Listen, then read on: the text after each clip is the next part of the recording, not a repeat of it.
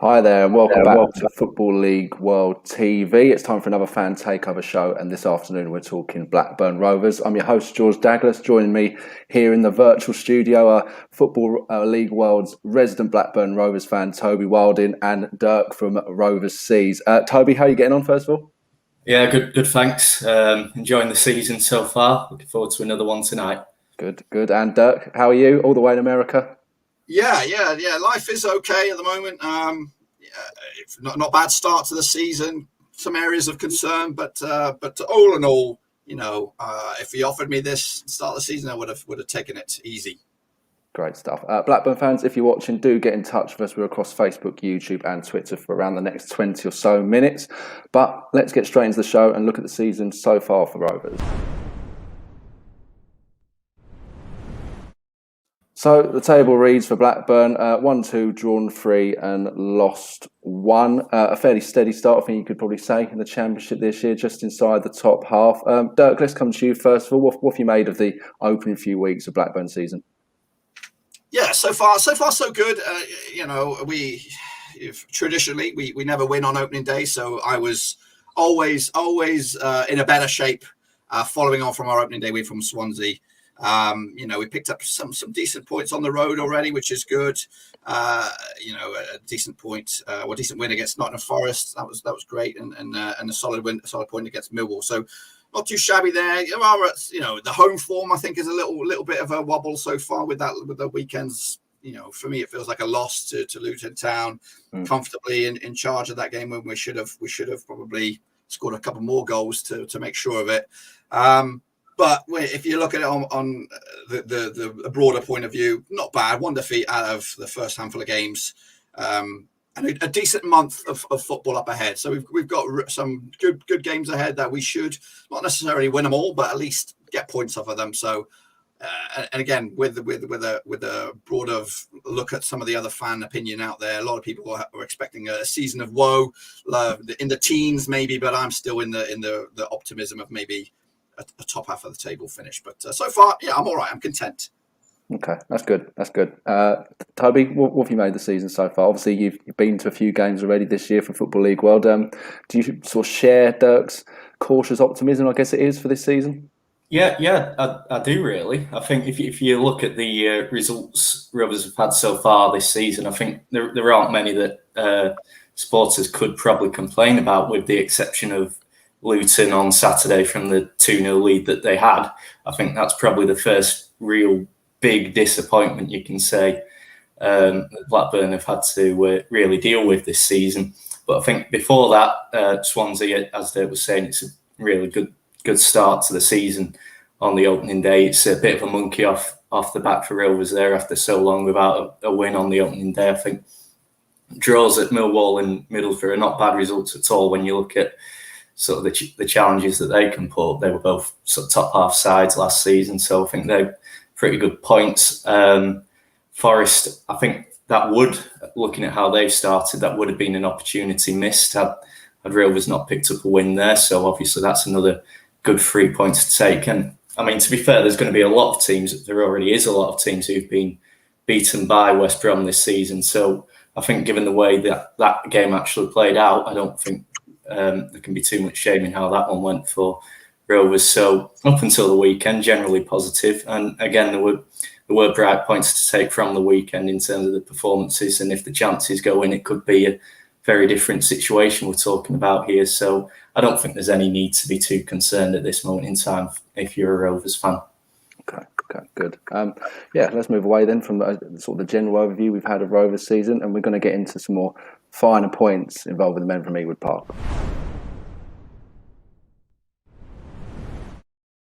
Now, at this point, people watching, you don't have to listen to my southern tones anymore talking about Blackburn. People would rather hear about the Blackburn fans talking about their club. So I'm going to hand the reins over to Toby, who's got a few questions lined up. So take it away, Toby, and hopefully Dirk, you'll provide some good answers for us.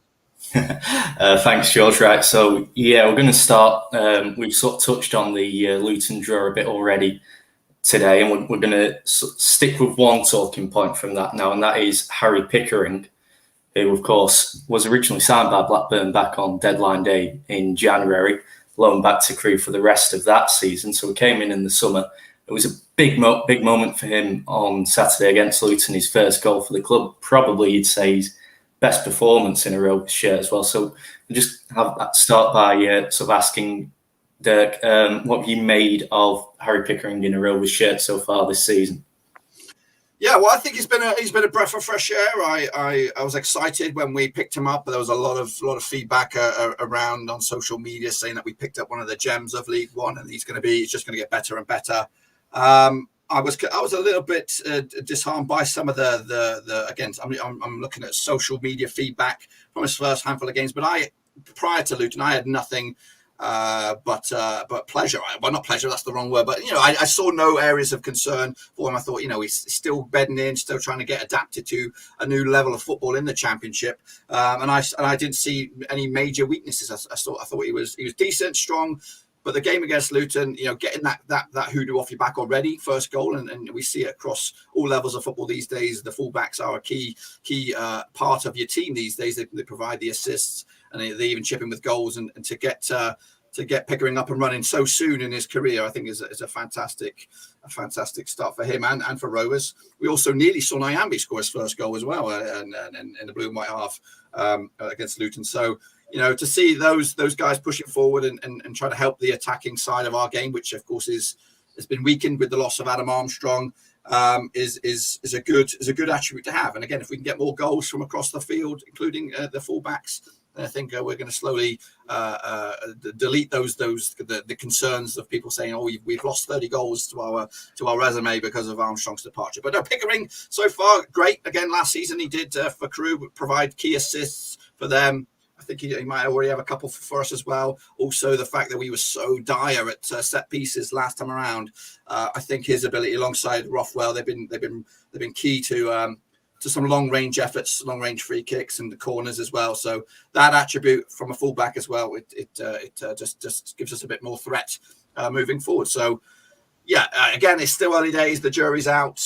And I know we're probably going to touch on it later. The new signing, we got another left back from Lincoln. I think competition's also going to kick him on a little bit, keep him on his tippy toes to make sure he is one step ahead of whoever's behind him. So no, nothing but good for Pickering. Again, young age as well. And hopefully we'll have him for a 2 or 3 seasons, and then we'll sell him for £30 million to Liverpool or something like that. How about that? Won't be the first time for Rovers to profit and sustainability on the new signings. And sort of as you mentioned there, Rovers did, of course, end up bringing in another left back towards the end of the window, Takeover, joining from Lincoln. So that's some competition there for Pickering, although, of course, we know that with Adoon in particular, he can also play midfield or perhaps further forward on the wing. So how would you expect that to work out? Would you expect Adoon to be direct competition or perhaps used in different areas? And with that in mind, how important could it be for Pickering that he did get off the mark on Saturday now that competition for his place has come in? Yeah. Okay. Well, to be fair, I'm not too sure. I'm not too well versed on Takeover. I'm just trying to, get a quick overview of him right now. He was kind of a surprise signing. Came out of nowhere on transfer deadline day. It was something that nobody was expecting, especially a transfer with money. Of course, we were supposed to be using any money towards a striker, but this one came out of the blue. And initially when I heard about it and looked at it a little bit, decent age again, English as well. So it's always good to have a British core to our team. But yeah, I think to have when you look at the overview of our team, at left back, we used to have Amari Bell, Derek Williams could offer for support back. I don't know, was it start last season? Start of this season, it was Pickering's to lose. Really, there was no one really naturally that would fit in that position. And I always feel, even across the board, if there's somebody of a decent caliber breathing down your neck, you're gonna have to be on your best. And whether Teo is a natural left back or if he prefers to play in midfield or something, just having that threat is not only going to improve Pickering's performance on the pitch, it's also going to improve Teo's performances in training and trying to get some recognitions, get Mowbray's attention. So maybe I could offer something a bit more than Pickering. So I think the signing's great. I think we need to do those kind of approaches across the board. Nyambe is our only real recognised right back, even though Costello can play there.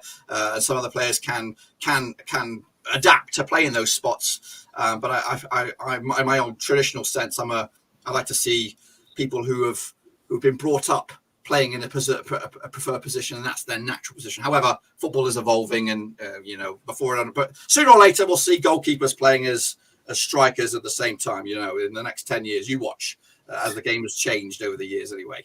But no, I'm happy for both. I'm hoping to see we'll get to see Teo very, very soon in the blue and white shirt. I don't know when that will be, but yeah, I'm happy for him to become a Rover, and I'm looking forward to see his career develop as well. At 23 years of age as well, young. Yeah, absolutely. I think Adoum just still working his way up to full fitness at the minute. But definitely an exciting one to see at Ewood Park. And of course, another talking point from the weekend was, of course, the eventual availability of Ben Brereton for so much of the international break. It looks like he wouldn't be playing for Rovers in that game, or indeed tonight against Hull, after the complaint issued by Chile when Blackburn blocked his call up. And the FIFA sanctions that looked for so long as they were going to be as though they were going to be imposed, that obviously got withdrawn right at the 11th hour on Saturday morning, allowed him to play. So, what did you make of that whole situation? It's something that's going to rear its ugly head again in October, unfortunately. And over the summer I was Mr. Diaz with him. I was backing him all the way. I was watching him. I even chatted with a Chile reporter not too long ago, and I'm all about it. I think everything around it is brilliant. I think it brings eyes to Blackburn Rovers. It brings eyes to a young footballer with hopefully a decent career up ahead of him. It's increased our fan base already, maybe digitally on the old follows and all that kind of stuff. It's all good. I love all of it, everything about it. However, it's going to cause some problems for Blackburn Rovers down the road, because we got out of jail this weekend in a way by allowing him to play against Luton and today at Hull. Unfortunately, he also missed 3 massive games for Chile, which I don't think they won out of those 3 games. So it's kind of dented their World Cup. Yeah, so I want Chile as much as anybody to get to the World Cup to again fuel the fire that is Blackburn Rovers, get more eyes on Blackburn Rovers once again, try and improve our fan base, and having him there as a little bit of an oddity, really. He kind of sticks out like a sore thumb in Chile's national team, but he's got the fan base. They love him already. But it's going to rear its ugly head in October when he will go for the next 3 games and hopefully revitalise their World Cup ambitions. But we're going to bite the bullet on the end, because we're going to lose him for 2 games unless the rules change. If the rules change, then I've got no problems. But we are realistically a striker short in Blackburn Rovers, and I was licking my lips for Luton on Saturday. I thought, okay, maybe Diaz will get a goal and Gallagher will be there firing, but they didn't. But when October comes and he goes away, if the rules don't change governmental wise, and I was chatting with George briefly about the comings and goings about coming in and out of England, if they don't lax, then we're going to be missing him for some other winnable games. I think Coventry might be one of them, and I'm not too sure who the other one will be, but we need our best players to be available for these games where we need to pick up the points if we are going to mount a serious challenge. So it's a chalk, I'm happy that he can play for Chile, but I'm going to be gutted if he misses games for us. But if all that can be resolved, then I'll be watching him against Peru or whoever, and I'll be cheering him on. But it's something that's happy, but I've got a bit of a bitter taste that it could hurt us long term. Yeah, I agree. It's going to be a risk coming into that October international break. I do wonder, though, with Brereton's contract situation, obviously he's in his final year now, and Rovers are going to want to do all they can to convince him to put pen to paper on the new deal. I do wonder, given how much he seems to enjoy playing for Chile, whether Rovers might be inclined to let him go for those international breaks, and whether they think that might help convince him to sort of agree to a new contract if he feels like Rovers are going to respect his international wishes there. Now, I'm going to stick with the attacker talk for just a minute, and obviously another big point from the sort of summer transfer window just gone was the departure of Adam Armstrong, and perhaps just as much the fact that Rovers didn't actually bring in another striker to replace Armstrong. That sort of left them with Brereton and Gallagher as their sole centre-forward options. However, Rovers have left the space free in the 25-man squad they've had to submit to the EFL, potentially leaving the door open for a free agent to come in and sort of add to Rovers' attacking options. Is that something you'd like to see them try and do?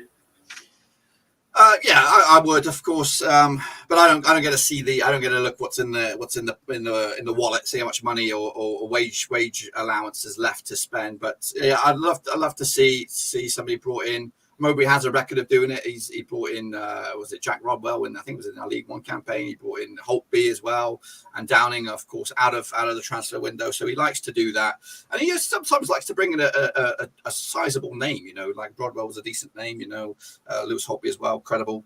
So I wouldn't rule out maybe a Daniel Sturridge or something like that. If he wants to give him a shot to the end of the season, I think that would be probably the name out of there that rings.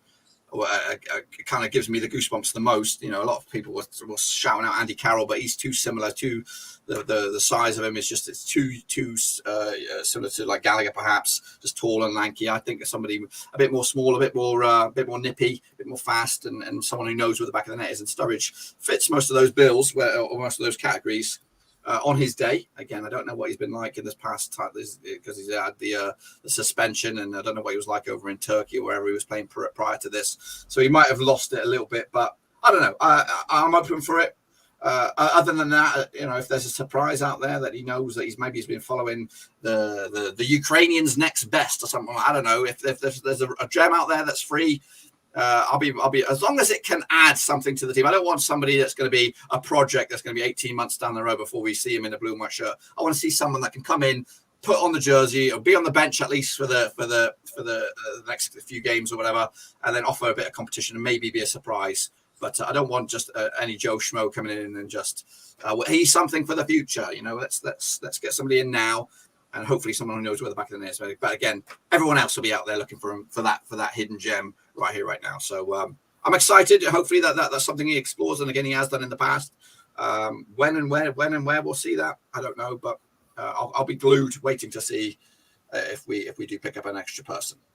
Yeah, absolutely. And of course, you do feel as though it would have to be one for the here and now, given the potential impending absence of Brereton that we've touched on, which would leave you with just Gallagher. You'd want someone to come in and make an immediate impact, because you look at sort of the likes of a Conor McBride or a Danny Butterworth. Rovers do already have those projects there to come through to the first team in the future. Now, just one final one from me, and that is looking ahead to tonight. Obviously, we've got Hull City making the trip to Ewood Park, and that, of course, sees the return of a certain Richie Smallwood, of course, a key player in that League One promotion campaign for Rovers. Played every league game that season, but then sort of fell a bit more out of favour during the championship years. Didn't even play a league game during his last season with Rovers, I don't think. So just with him back now, I just wanted to sort of gauge your feelings on sort of A, Smallwood's time at Ewood Park, and B, given he left last summer when everything was behind closed doors, it's going to be quite nice to sort of see him back at Ewood one last time. Yeah, no, that's a good point. That kind of glosses over the fact of all of last year when I'll come back to Smallwood, but for the most part, no fans got to see Harvey Elliott in a blue and white shirt for Blackburn Rovers, which is it's a shame. So that whole year is going to be a bit of a blur for most. And it kind of it's good to see. Hopefully Smallwood back. I don't think he's played the past couple of games. I don't know if he's going to be available for tonight, but hopefully he is there in some capacity, whether it's on the bench or something. But yeah, I loved Smallwood back in the day. He owned it for Rovers in our League One campaign. He was the bite-in midfield that we needed back in the day, and fair play for him for taking the challenge of Hull City. Not only just going there and taking a paycheck, but going there and becoming their leader, becoming their captain, and doing a fantastic job getting them back at the first attempt. So again, there's an area of weakness for us as well. From last season this season, we lost a whole bunch of midfielders. Could he still do a job for Rovers at Ewood Park today? When we look at our midfield options now, we might be a little bit light in numbers, and he could have probably held a spot for us still to this day. But no, I'm happy that he's succeeding. I'm happy that he's back. Hopefully he leaves his tackling boots on the touchline and he doesn't ramage through Travis or somebody like that and put them out for a few months. But I've got nothing but good memories for Smallwood. And hopefully he has a good season after today. Yeah, I'd agree with that. I mean, I think even in the Championship, he didn't do a great deal wrong. It was just that one red card at Sheffield United shortly before the January transfer window, when it looked as though Travis was going to be going out on loan, and then of course he got his chance with Smallwood suspended, and it just sort of never went back from there. And one more thing I will say, I think going back to what you mentioned there about Harvey Elliott, I would just like to say with the injury he's had, I do think it's worth noting how big an impact he had for Rovers last season. I think you see that with the sort of outpouring of support he's got from a Rovers fan base who, as you say, never actually saw him live in the flesh last season. Anyway, that's it from me. I'm going to pass back to George now to round up the rest of the show. Cheers, Toby. That was good. I enjoyed that. Hopefully everybody else did listening in. Don't go away though, Toby, because we've got a couple of questions for you guys coming in while you were speaking there. Let's take a look from Dan Robbins. What do you two think of Therese Dolan? What's his ceiling going to be? And another one in from Dan as well on Lewis Travers. Is he good enough for the Premier League? Tony Mowbray has suggested recently that he is. So Dolan and Travis, two very good players, obviously, that Rovers have got. You know, what do you two make of them, and how far can they go? Let's go to you first, Dirk, with that one. Let's start with Tyrese. You know, burst on the scene really last season. Of course, picked him up from North End, which is always sweet when we pick up a little gem like that, and for free, for nothing. You know, it was let go, given a chance. I've been excited by him. He's not the finished article. He's still a little bit rough around the edges, and he does need to improve some areas of his game. But he does add something completely different to our attacking lineup. You know, we got the two strong, lanky guys of Diaz and Gallagher up top, and then you throw this little tornado in the mix who does like to pull on the tricks and stuff. Maybe a bit too much right here, right now for me. He does it a little bit too many times, and sometimes can get found out. But there are the occasions like Swansea where he got the penalty, and you know, he's just you don't know what you're gonna get. He's just like the Tasmanian devil. He's like a little terrier all over the place. So yeah, he's got raw talent in there, and he looks like he's working his ass off in training, like really busting the nut and trying to become a real credible threat in this division, and of course for Blackburn Rovers, because of course we gave him a second chance at the professional football. So hopefully that's going to stick with him and make him not too keen to move if things get a little bit tough. So yeah, he's like a bit of coal. So that was the expression where turn it into a bit of diamond. So we're going to work on him, improve his game across the board, not necessarily just the skills and stuff. I want to see him a bit more composed, not too frantic sometimes. But yeah, he's a good little thing to have. As for Travis, I've loved Travis since again he's a one of a kind sort of ruffian in midfield, and we've needed that for a long time. And he's still young, still raw, still learning his game. And hopefully, when Bradley Johnson comes back, he can learn a bit more from him to be a bit more mature and less. He can be a little bit erratic with his challenges and stuff like that. But that's part and parcel of Lewis Travis. You get that with that, and I wouldn't want to lose that erraticness, because he can be. I want him to build up a bit more of a reputation across the championship, because he still goes under the radar when compared to some of the shithouse merchants across the championship. Travis doesn't really get the respect that he deserves in that department, because he is a bit of a shithouse merchant and likes to wind people up, and I do like to see that, because when we're on the receiving end from your Sam Moore season, all that kind of stuff, it really winds me up. It really, really makes me mad that we don't have that threat. But now Travis is slowly molding into that kind of a player. He's still young, still a little bit. He could do with a bit more physique-wise, a bit beefing up a little bit. But I do think he has the potential. Of course, he has the pedigree. I think he was on Liverpool's academy or something like that, so we took him on. I think maybe 2 or 3 seasons from now, I think he could probably. I'm sure he could get the interest of a Premier League club today, but I don't think he would be anywhere near their first team. I still think he needs a couple more seasons at the Championship. But he's a regular for us. He's a regular for us last season. He's doing everything right at the moment, but he just needs a couple more years to mature. But he's one of my first names on the sheet when everyone's fit and ready to go. I think he's something. Yeah, he adds something that a lot of other players don't. That bite in midfield. And he does like to go forward a little bit, but not as much as I'd like to see him. I think he's got a couple of goals to his name. But no, I like both of those two youngsters, good age as well. And that's one of the good things with Rovers. We do have a lot of good players around about that 22, 23-year-old sort of thing. And maybe in the next 4 or 5 years, they'll all click together, and then we will have a nice force to be reckoned with, preferably in the Premier League, but we'll see. We will. Toby, I would assume that you echo those thoughts on Travis and Dolan.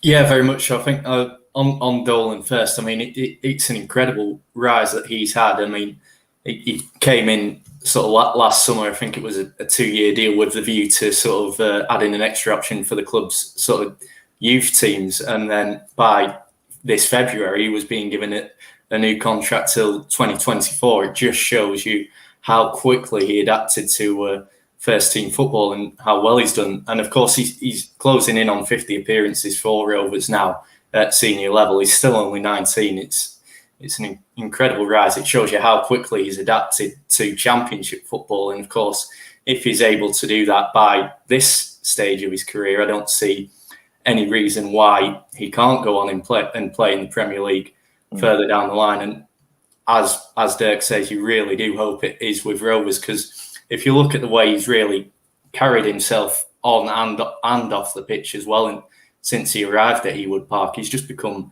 such an incredible ambassador, spokesperson, example for the club, however you want to put it. So he really is the sort of player you want to have at your football club.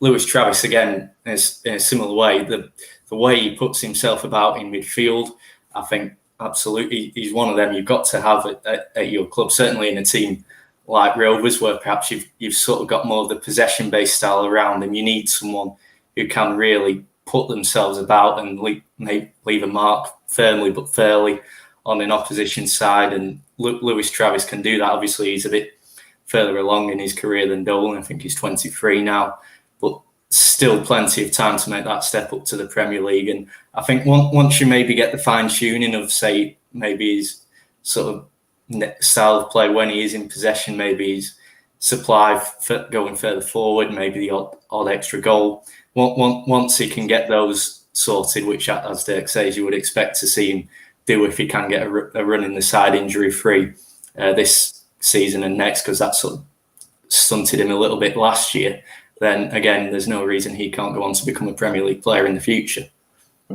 Certainly, yeah, and certainly two very exciting players at Blackburn. You know, among many, I would say as well. There's plenty of good players there, but Dolan and Travis, particularly two standout players in that Rovers team. Right, before we go, we've got to wrap up. Just looking ahead to tonight's game against Hull and the rest of the season as a whole as well.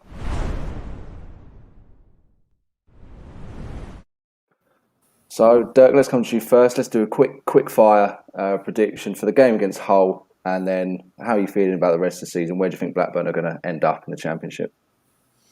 Well, tonight I think I'm hopeful that we will right the wrongs from the weekend and get a win. I'm going 2-0. Hopefully Diaz will give us a goal or maybe even a brace. The season, I think we've got a good month ahead in September. I think we could get some points on the board. And I'm standing by my top 10. I'm going to say top 10 finish. So anywhere in the top 10 for Rovers. And again, hopefully we can add another name to the squad to lighten the load up top. Okay, Toby, can you see similar coming up tonight and later on this season? Yeah, I'd like to think so. I mean, you look at Rovers' record against Hull recently; it's very good. Won the last four against the Tigers, 3-0 wins both times at Ewood Park in that run. So I'd like to say I can expect a similar result. I mean, obviously Hull, they're going to be desperate to change that. They've not scored in the league since the opening day. So, but Rovers haven't kept a clean sheet by contrast yet this season. So it's going to be an interesting matchup. That I do feel like, looking at how Rovers played at the weekend, I think they'll be absolutely desperate to make a point and take the chances after those that they missed on Saturday. And I get the feeling that they will get the opportunity to do that. So I'm going to sort of side with Dirk there and say Rovers win maybe 2 or 3-0, 3-1. I think I actually went for on Super 6. And then as for the season as a whole, I think I'm looking and sort of thinking mid-table based on sort of the performances and results we've seen so far this season. I think the big concern is going to be the depth and the experience that Rovers have. I mean, we saw 12 players, including Armstrong, leave at the end of last season.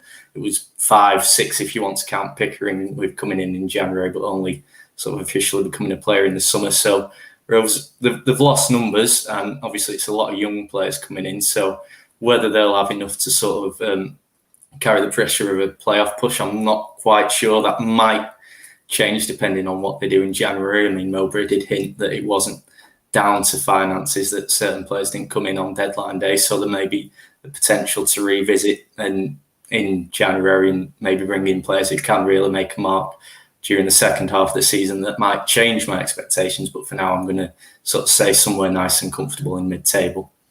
Okay, brilliant. We'll see what pans out in the weeks and months ahead. Dirk and Toby, thank you very much for joining me on this Blackburn Rovers fan takeover. Just before we go, Dirk, where can we find your Rovers stuff for Rovers fans that, for whatever reason, don't follow you at the moment? Where can they get your musings? Well, I'm on YouTube for the most part, trying to restart the old Twitch going as well. So Blackburn Rovers, that's youtube.com/Blackburn Roverseas. I'm also on Twitter as well. You can get me there, just like you did. Exactly. Yeah, we can definitely find you. And Toby, obviously, Blackburn Rovers right for Football League World. Where can Rovers fans follow your work as well?